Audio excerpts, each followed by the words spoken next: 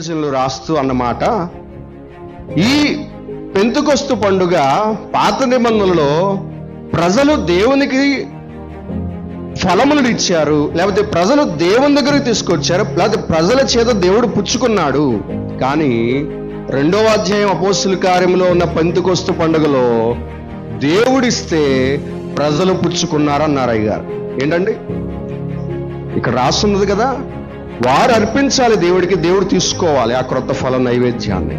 కానీ ఈ పెంతెకొస్తు పండుగలు అపోస్తుల కార్యం 2వ అధ్యాయంలో మాత్రము దేవుడిచ్చాడా, వారిచ్చారా? ఎవరిచ్చారు? ఇచ్చారు, దేవుడే ఇచ్చారు. ఏమిచ్చారు ఆయన? పరిశుద్ధాత్మ అనేటువంటి ఫలమునిచ్చినట్టుగా మనం చూస్తున్నాం.